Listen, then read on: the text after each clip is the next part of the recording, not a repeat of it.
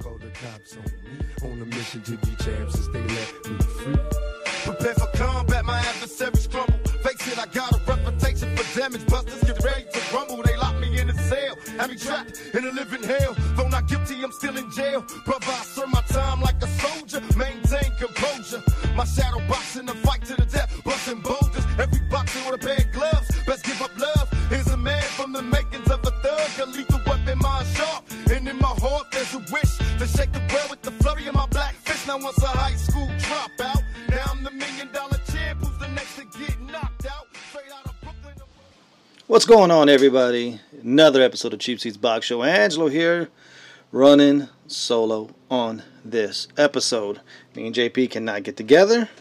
You guys know how we do. We will never leave you guys without a show unless we absolutely have to. So, first things first, follow us on Twitter at Cheap Seats Box, iTunes, rate, review, help us out, be the next unofficial sponsor. We did get a rate and review, however, or at least a rating. The review has not come through, so if you did do that, we appreciate you, whoever did it. And if it comes through and the review shows up, you will be the unofficial sponsor on next week's show. You can follow. You can email us. There we go. cheapseatsboxing@gmail.com. Any questions, comments, anything like that, feel free. We love to hear from the listeners, and we always respond. Welcome all the listeners, including Zoom. We know all the listeners, all the platforms. That's how we do it. Doing big things, baby. That's how we do things. Look, this past weekend, pretty light. This weekend, one card and one fight overseas. A couple news and notes. Nothing huge going on, but there's still some boxing is always happening. So let's start off. Marius Briedis, unanimous decision over Marco Huck. Man, I had a great week of calling fights. I called for Huck to get the decision. That fight was never even close. And I called Keandre Gibson over Antonio Roscoe. Got stopped at 4. Yay me, I had a great week. But let's start with the Briedis and Huck fight. Not much to say other than Marco Huck looks like he is a shot fighter.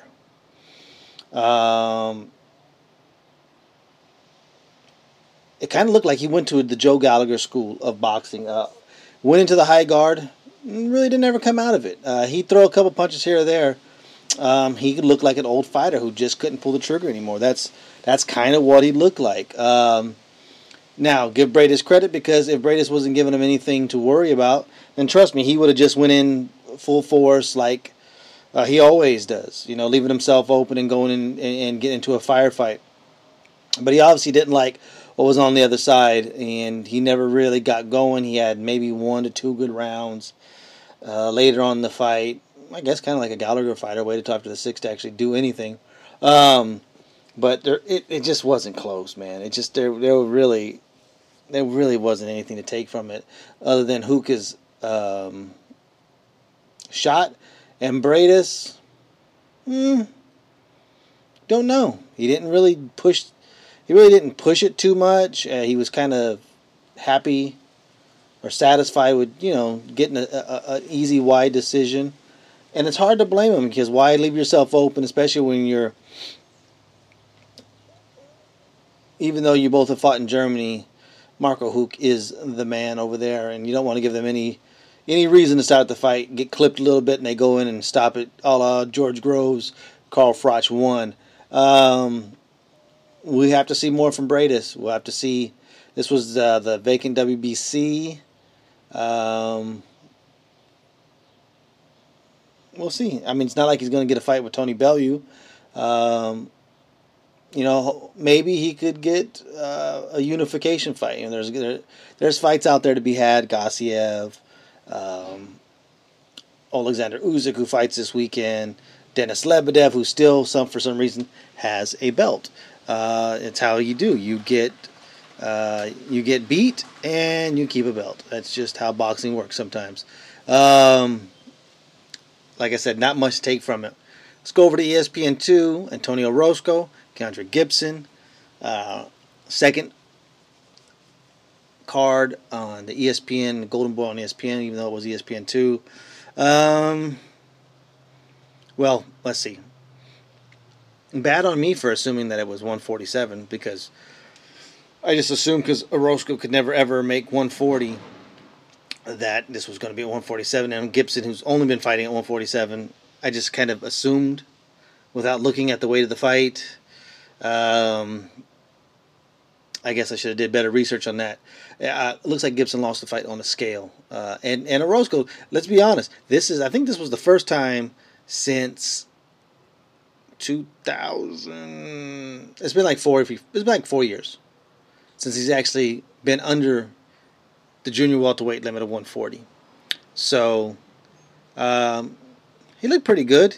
Not spectacular, even though it was a 4th round stoppage. But he did look good. Gibson really didn't have nothing. He was lackluster.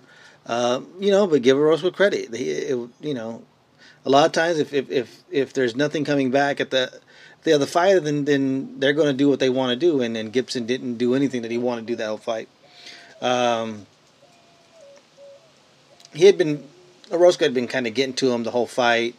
Hit some nice low combination, finishes him with a shot on the temple. Gibson goes down and really doesn't want to fight again. He gives up I think he gets up at 8 and never really, he kind of turns his back, starts walking towards the corner. He was just like, I'm good.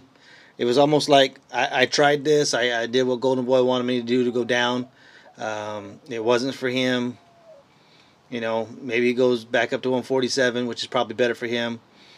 Not a good idea going down after not being at that weight in years and years. It's even at a young age, it's a tough thing to do. Before I give Orozco too much credit, let's see him make the weight and come under 140 in a couple more fights before we start singing his praises. He did what he was supposed to do. He made weight. He looked good. And he won a fight that, people like me, there were others that thought, he had a pretty decent chance of losing. So give him credit for that. I think he's still the number 1 contender. Was that WBC? Oh, I'd have to go back and look. But he's still number 1 contender for a 140 belt.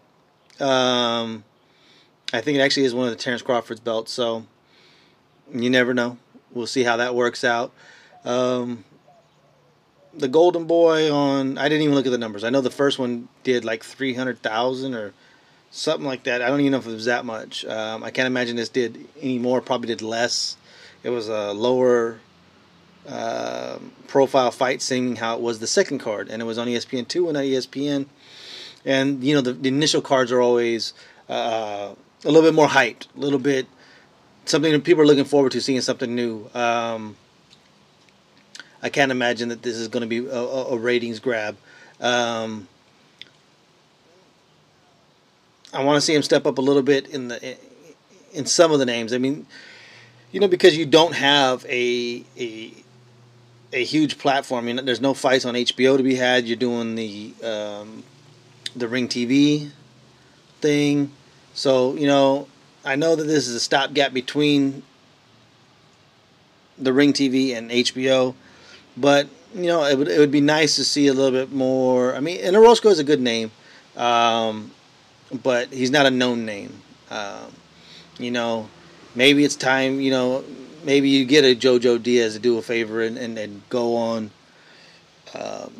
ESPN or ESPN2 to maybe draw in some buzz and maybe get it in a higher rating. But we'll see how that whole thing goes. All right, this weekend, HBO, they're the one with the card, an all-Ukrainian card, headlined by, of course, Vasyl Lomachenko versus Jason Sosa. And let's just be honest with this. I think for Lomachenko and Usyk, these are just showcase fights. and I don't really know what to take. Sosa has gotten, look, he did beat Javier Fortuna. He even defended against against Stephen Smith. But then again, he's still the guy who got a gift draw against Nicholas Walters. So, and the odds makers will tell you that this fight probably isn't going to be very close. I don't think it's going to be any kind of difficult fight. I think Lomachenko is literally like 3 notches above a Jason Sosa. Jason Sosa is at best a B fighter, not even a B plus fighter.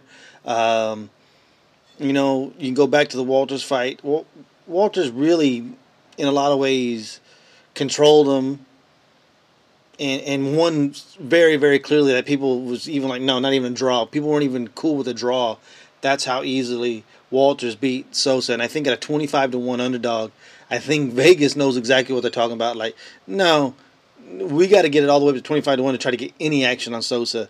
And I don't see that number coming down. This fight is not going to be close. Lomachenko is going to spin circles, literally dance circles around him. And if you guys saw the 2 days with Lomachenko on HBO, you understand the reference of dance. But he was going to dance around him and systematically break him down. And I expect him to stop Sosa around 8 or 9. Rounds 8 or 9, somewhere in there. Sosa's a tough guy, not particularly skilled. He's more tough than skilled.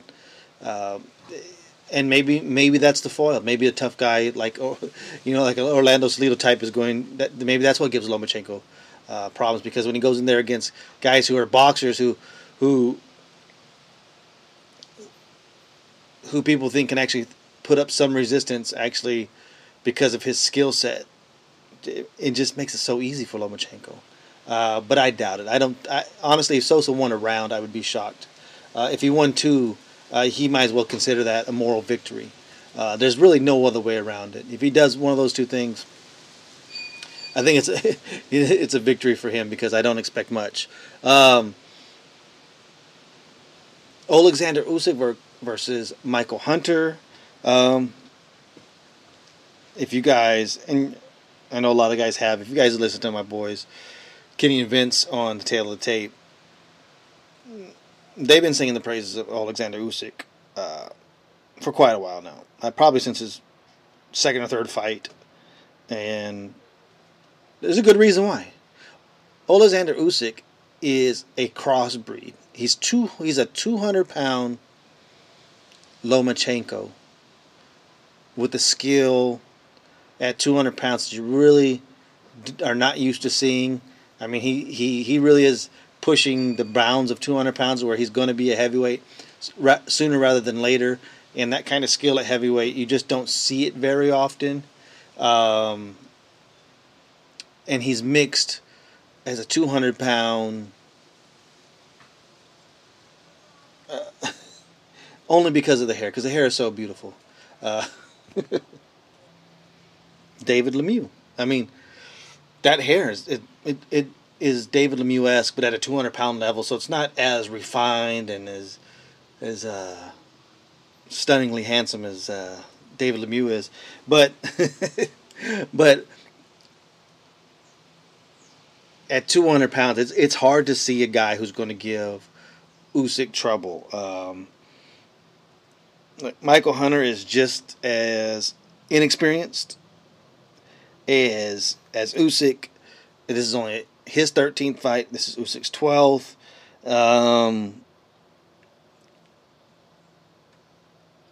But he's a decent enough fighter that he could push him. He got the win against Isaiah Thomas his last time out. But I just don't know. I mean, he just doesn't carry the same size. I know. I think height-wise, I don't think they're that much different. But size-wise, I think you're going to see a difference between Hunter and Usyk. And Usyk really is just a blown up version of a Lomachenko, not because he can do the same things, but if you equate how much better of a boxer he is at cruiserweight than the rest of the guys in the division, to where Lomachenko is at 126 and 130, there's a lot of similarities in that way. Look for Usyk to be a lot more entertaining than he was against Machunu in his last fight. This is designed to be a showcase, and it better be a showcase, because it seems like they really want to put these three guys all together.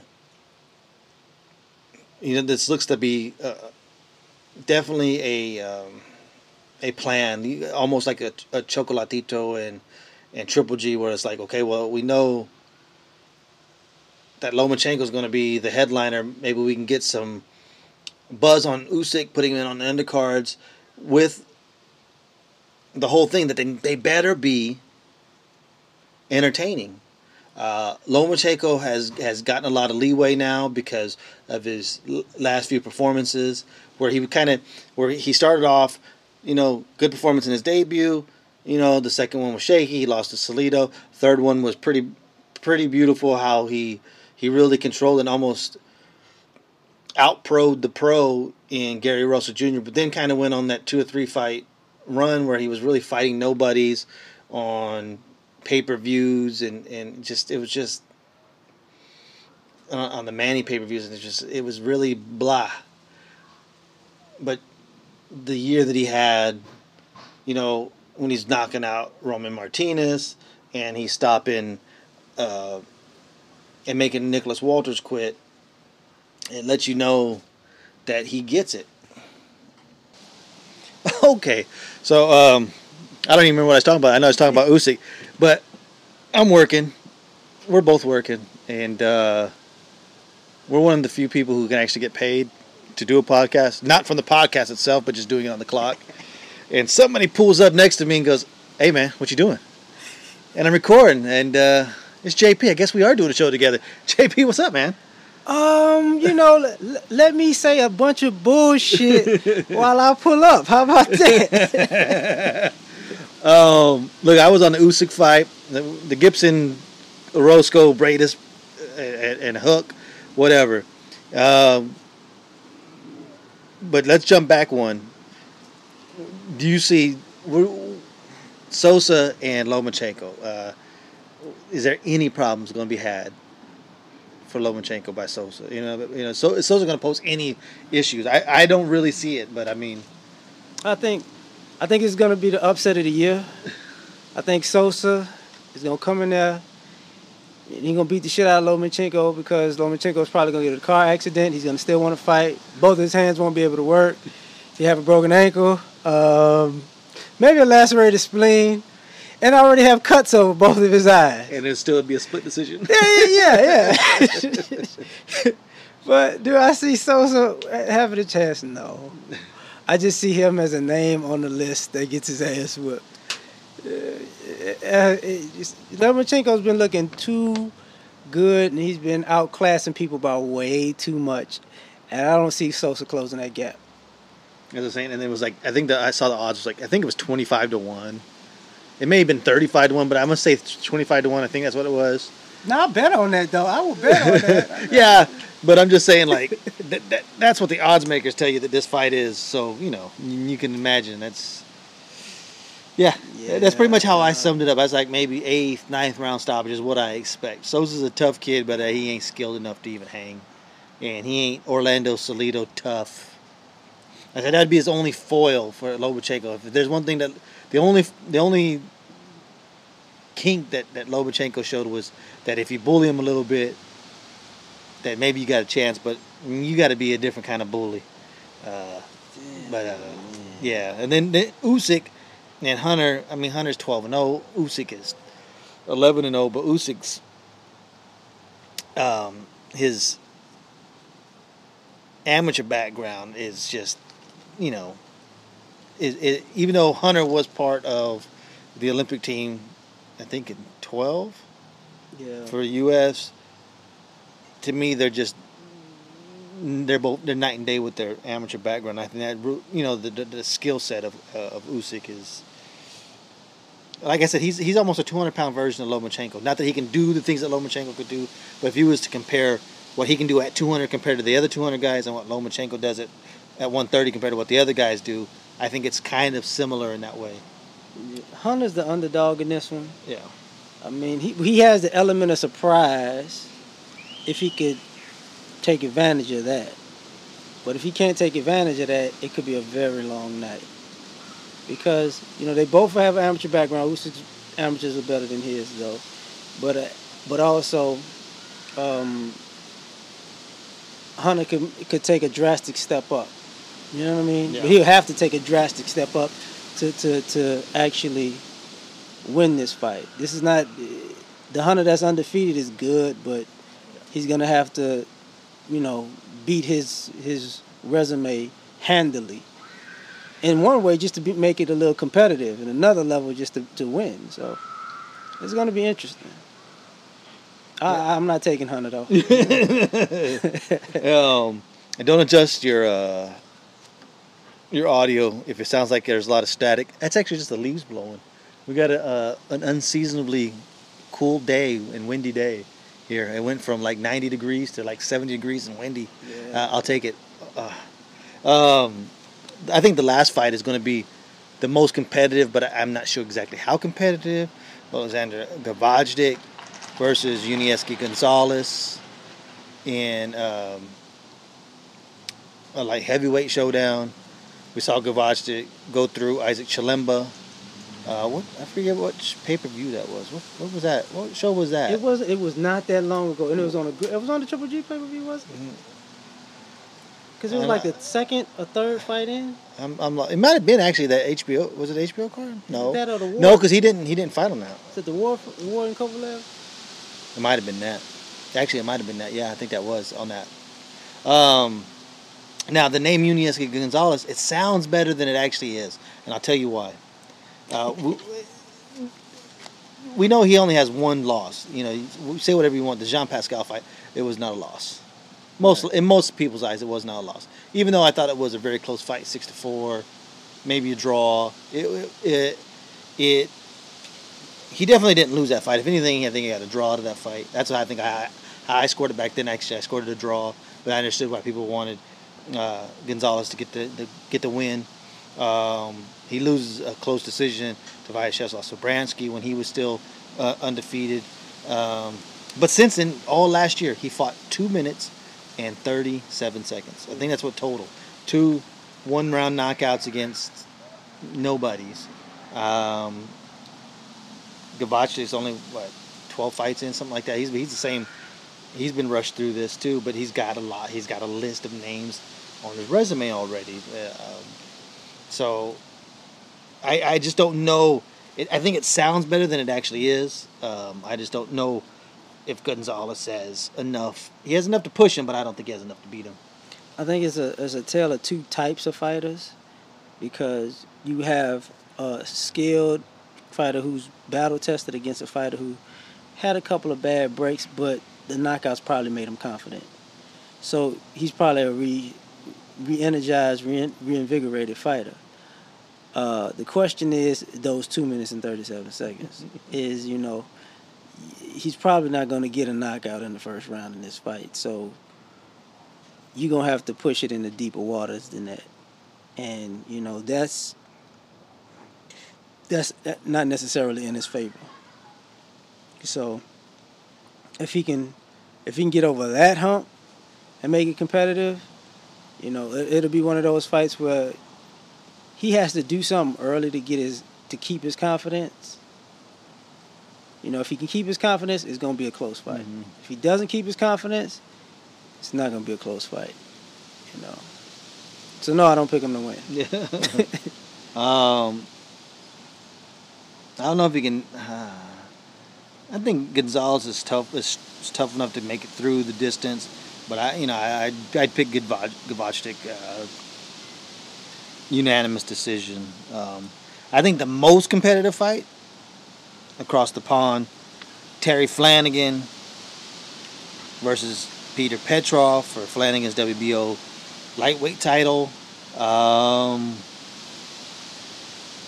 think it's going to be the more straight up and down, straight punching style of Flanagan versus the more wild, and I wouldn't necessarily say as wild, but he's definitely in your face and he's definitely brawling. And Petrov, he's finally turned his Boxino win into something, a title shot. Who you got, man? Flanagan's got the size on him, definitely got the size. But he's not going to be the biggest puncher Petrov's ever fought. Yeah, he got knocked out a long time ago by Marcos Maidana. So he's not. I don't think Flanagan's going to. And Flanagan's not a big puncher anyway. He's going to show him anything in the way of punching power. What do you see? What do you see prevailing there? Depends on the fight. Like if Flanagan, if it's a fight that Flanagan controls distance, he wins. If it's in a little closer and he gets smothered, and Petrov gets to get those shots off, he's gonna get hurt.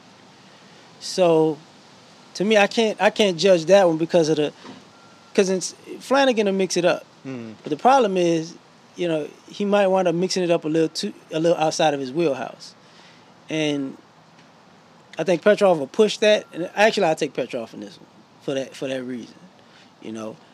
Flanagan's the bigger guy, but that might backfire if he just lets him in too much. It's kind of like fighting Sean Porter. If you let him smother you enough, he's gonna turn it into a Sean Porter fight. And whether you like it or not, you're gonna be behind the 8 ball. So, yeah, I'm gonna take him in this one. Yeah, this is a fight that you could easily see Petrov getting inside, mixing it up a lot more, getting in, making Flanagan a little bit more uncomfortable than he wants to be. But it is England. Yeah. It's not the easiest to get a decision. He's already up, probably 2 or 3 points up in this fight. I'm gonna take Flanagan by a split decision with a little bit of controversy. I think people are going to like the work of Petrov, and the people who are going to like Flanagan is going to be, it was a little bit cleaner work, a little bit prettier work from Flanagan. But this one is a tough fight. What's best for boxing is if they make the fight with Crawler next against Flanagan, that's what's best for it. If that fight is not next, then give me Petrov, man. I like the underdog story. A guy who goes through the Boxino tournament, wins it, gets his title shot. It's a good story, man. And plus, he's a Russian Spaniard who speaks Spanish. I mean, you gotta love the guy from Russia who lives in Spain and speaks Spanish. I love that. We got Russians, Russian Asians, and Russian Spaniards, and Russian Mexicans now. Yeah, Mexican style.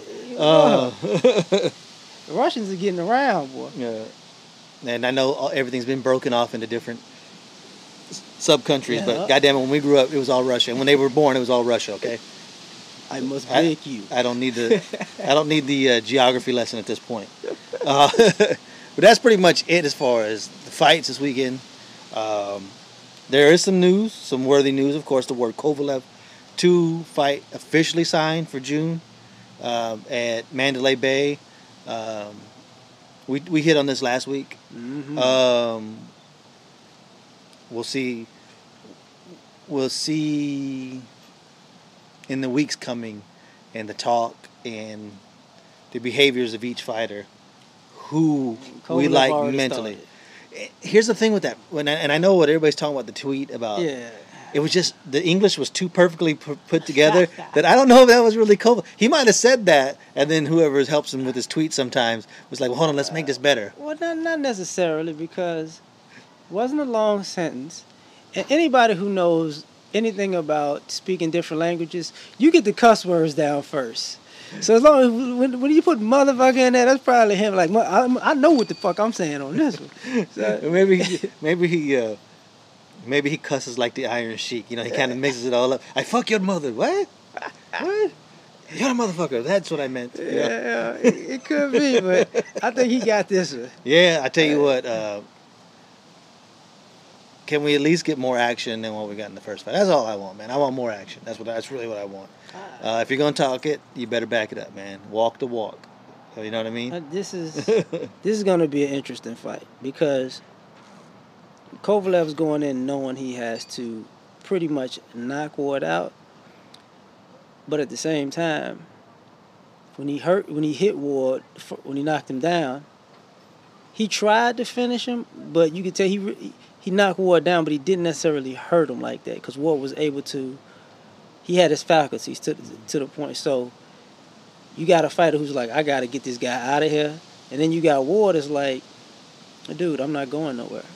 You're gonna have to deal with the Ward that came back in the fight and turned it into a Ward fight, and then you got the dynamic of like I always say, you know, I go with the guy who lost the first fight. In this fight, I felt it was a draw. You know, the first fight. So,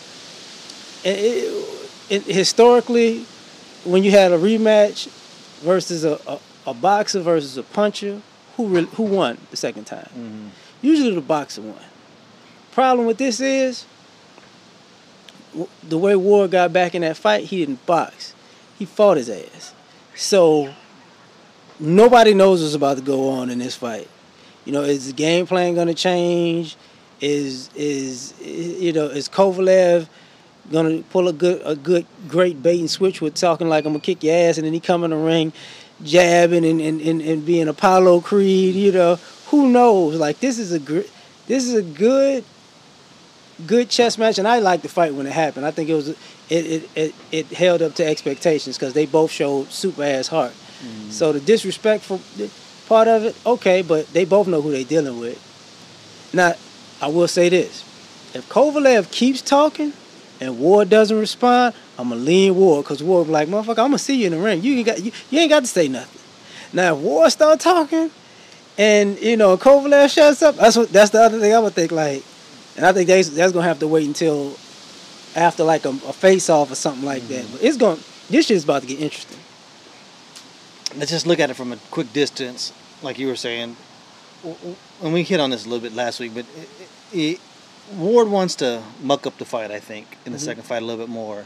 And I think when I first talked about this after the first fight, I was like, I honestly don't know what Kovalev could do more besides knock him down more, knock him out to win the fight, because, you know, when a fight is basically all single landed punches, there was no combinations landed in a whole fight. So when it's literally single landed punches at a time, and you outland the guy and you knock him down and you lose, it's hard to think of how you're going to win a decision. So you know that the knockout is probably what he's looking for, or at least multiple knockdowns. But he better do it behind the jab. And I think he jabbed a little bit after the knockdown, but I think the jab went away a little bit more after the knockdown. He needs to set it up. If that's going to be his key. Is he going to try to set up the knockout or a knockdown, or is he just going to go for it? If he just goes for it, Ward's going to pick him apart, and it's going to be a lot easier fight for Ward. If he tries to set it up, things are going to get a little bit interesting. This is going to be another close fight, probably controversial, no matter who wins or who gets the decision. Yeah, I mean, like even with the first decision, to a degree, they held it against Kovalev because he was the crusher. He's the knockout man. So damn, you ain't knock him out. Mm-hmm. So it was a strike against him. There's something that's been used to prop him up. They use as a strike against him. You know, like if you ain't knock him out, yeah, you know what I'm saying, what else can you do? You know, and on the flip side, like Ward made the fight an ugly fight on the back half. He made it an Andre Ward inside, you know, I'm bullying you, you think you bullying me type of fight, you know. So that's what people remember. But I think at the end of the day, both fighters know this. Who's ever going to win this next fight is going to win by a fucking blowout. I don't care if it's a knockout or it's going to be like 8-4, 9-3. It's going to be a blowout. It's not gonna be. It's gonna be like remember when Roy Jones fought James Toney, and the corner man was like at 11 round. No, I ain't no taking no damn 11 off. You don't know how they gonna score this fight. It's gonna be a blowout. I don't know for who, but I know. Yeah, like I said, I don't know. We will see. We got a long time, not a long time. We got a couple months to go before we really have to break that down. A couple of things that we'll hit on because this is going to be a shorter show, people. That we'll hit on. We'll give a few minutes to each one. WBC does something right, which they don't do very much. They don't really force mandatories very often, unless you're lower weight. If you're Adonis Stevenson, you never have to hit a mandatory. And if you're Deontay Wilder, yeah, we'll see. You almost did once, and that's close enough. So you almost did once, so that's good. He's pushing that Joshua thing, though. I'm digging that. Yeah, well, he needs to fight somebody anyways until then. Because Joshua's got his fight coming up. Right. And I can't imagine after a fight with Kovalev he's turning right around in the next 2 months. So he couldn't fight Anthony Joshua till probably October. You know what? October maybe, September at the earliest. There's no way that Wilder should be waiting that long. I could see it, though, because he might just be letting his hand do some extra healing. Yeah, it's possible. But that would lead everything in Joshua's favor. I can guarantee that. As far as sharpness, you know. Yeah, but the WBC does something right. They order the rematch, Chocolatito versus Sorong Vasyl, and also ordered a fight between Carlos Cuadras and Juan Francisco Estrada, apparently for the right to fight the winner. This is actually what I asked for before the fight, before Chocolatito fought Rong Vasyl the first time. I actually said, because remember that same night, Juan Francisco Estrada fought that night, and I said I wish those two were fighting for the rematch against Gonzalez. They finally got it right. It's almost like a mini tourney in a tourney, and it would be nice if the winner of all that faces Inoue at the end of the year. This is what I was talking about, man, or maybe at the beginning of next year. But it's a great little 4-person mini tournament. Going to see some good fights. That's exactly what I was thinking about the Inoue part. All you need is either Vince McMahon or Triple H and Inoue to sit ringside. You know, don't crash both of them. Like crash both fights. You know, the winner for the Estrada Cuadras fight, the winner for the Rubber side. Just get up in there, both of them. Like, look, you know, I'm the man. I'm gonna kick your. You know, he just go in there and handle this. And I'll say this: if Chocolatito's people are smart, they're gonna be like, listen, this fight's gonna be in fucking California. This shit this has LA written all over it. You got 2 Mexicans, a Nicaraguan, and a Thai guy. I mean, good luck. You ain't gonna get. They could hold that in Tuscaloosa in Alabama. Exactly, right on the Wilder undercard. But because if that first fight was in California or in Texas, Chocolatito wins by 4 or 5 points. Yeah. There isn't this controversy of him losing the decision. But it's going to be fun. I'm interested in Cuadras and Juan Francisco Estrada because Cuadras didn't look very impressive. And Estrada, he's got to get over the hand issues and see what he's got left because he could easily outbox Cuadras. And if Cuadras is going to be as lackluster as he was against, was it Carmona? I would expect Juan Francisco Estrada to piece him, just pick him apart piece by piece. Man, and I think that's probably going to be the better fight out of the two because of those issues. Mm-hmm. Because, Cuadras okay, if I win, I get my another shot, And matter of fact, if I win and Chocolatito wins, it's another title fight. And, I feel like I got a chance. Mm-hmm. I know what to do this time.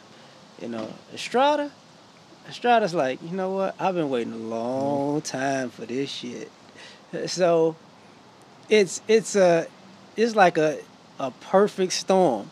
And the beauty of it is, with Inoue in the background, you can make any fight that you want per se, because all fights are on the table are respectable, people could understand it. You know, if Chocolatito Estrada, that's okay. That's a rematch. If it's Quadras Chocolatito, it's understandable. You know what I'm saying? If Wrong side fuck around wins and fights Inuit, you're like, well, kind of understandable too. You know, so this is kind of the setup that most boxing fans want when you have built-in matches that have built-in either rematches or extensions of the match after the night, where you know you can get it right into it. People could come to the table, come to an agreement, and everybody's like, yeah, we like this.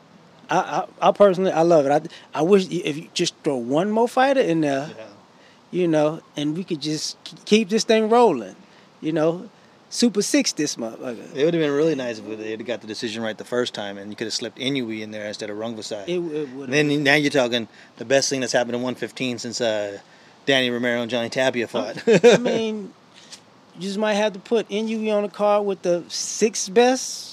With the sixth best. Yeah, whoever else you want to put in there. Yeah, I don't know where we're gonna go with that, but whoever gonna get his ass whipped, you show up. You know, we might find a special guy come out of blue. You never know. That's where stars are made, right? One last thing I wanted to hit on. There was a picture floating around the internet of a Chavez Jr. in a sauna for some reason this far out the fight, looking pretty fit. Yeah. A month out. And had people buzzing for good and bad. But the first thing I thought of was, is it possible, dare I say, that fucking Chavez Jr. could have overtrained for this fight?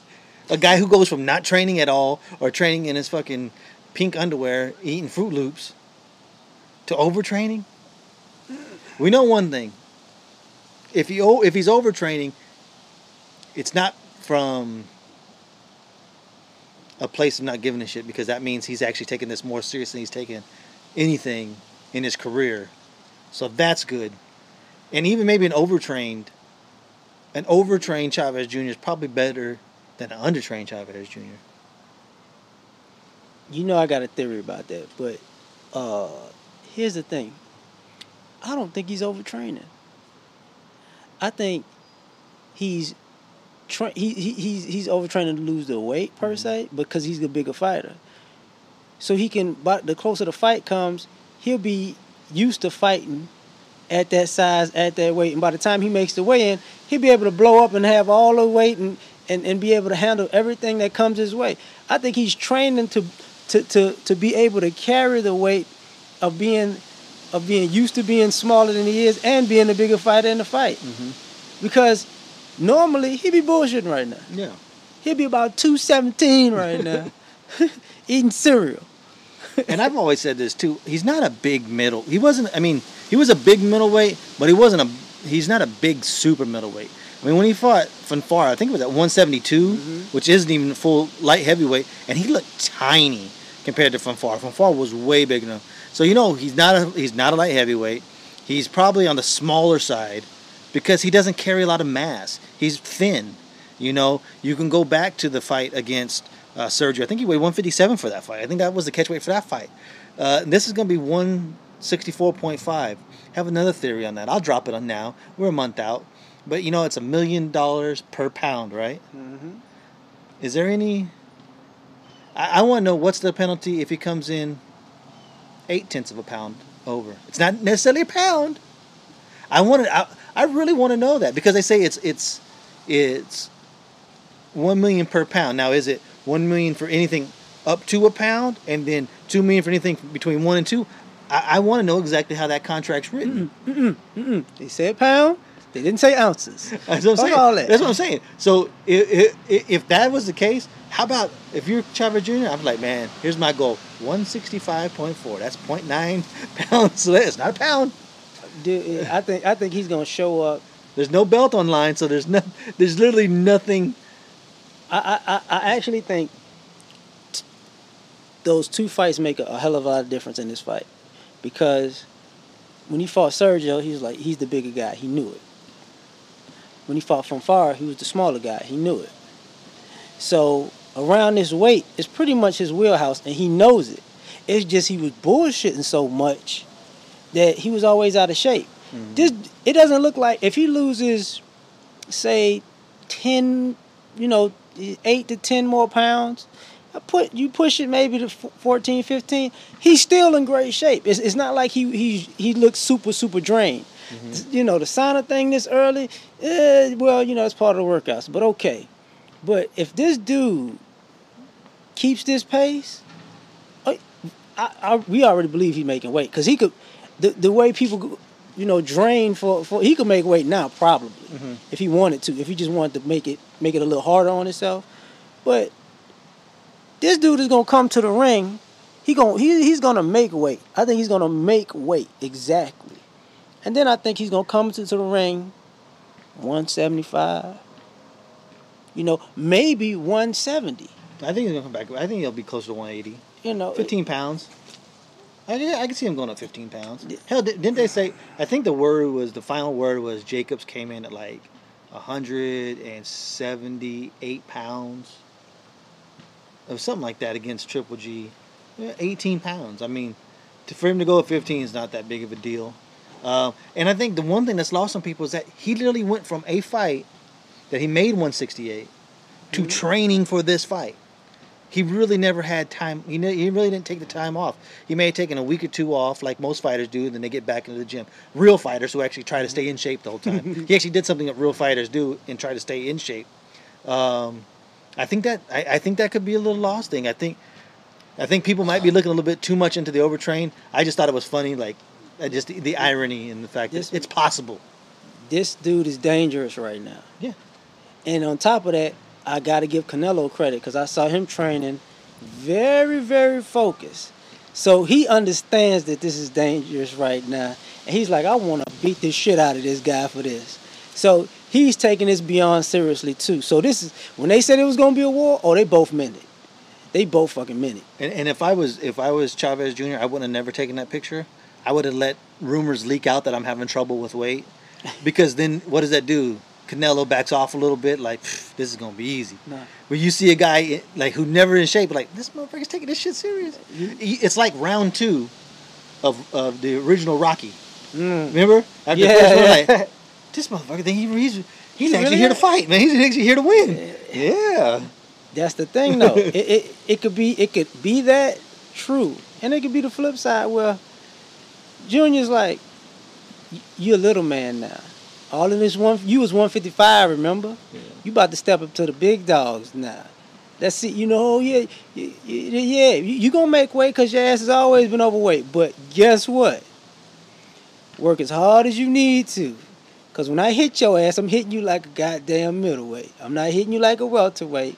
And this is gonna be really the first time he gets hit by somebody who's actually middleweight, super middleweight, which is really, by looks of it, that's his size. So this is going to be his first moment with actually seeing, how can I take this pounding? And it's not going to be the head shots. It's going to be the body shots we got to worry about. I'm going to tell you, I'm going to kick back. I'm not drinking. I'm not doing nothing. I'm going to be eating tofu, salad, lettuce wraps. I'm going to be focused on this one when it happens. All right, let's cut it off there. We got to cut it short. Hey, look, we got it in. I thought I started the show off saying that we were going to do it separate. Looks like we came together. Follow the show on Twitter, Cheap Seats Box, iTunes, rate, review, and subscribe. You'll be the next unofficial sponsor. If you did leave, we did get a rating, but we didn't get a review. So if you did leave it, hopefully it shows up. You'll be the next unofficial sponsor next week. Yeah. But go ahead, be the next guy who leaves us a rate and review. It helps us out, keeps us more visible. Email us, cheapseatsboxing@gmail.com. You know how we do it. JP is anything else, man. This is where the fighters fighting the fans commentate. And we do it just like you from the cheap seats because we ain't buying no tickets, goddamn it. Peace. Again, I'll be the next heavyweight champion. Call me crazy, but no one can fake me. I'm the product of the projects. Lost and crazy. Throw your hands up, Mr. Bruno. Ride. Big Mike Tyson about to brutalize that ass tonight. No hesitation for the whole nation. I'll beat that ass so bad I probably violate probation. Through demonstration as I strategize information. Intensity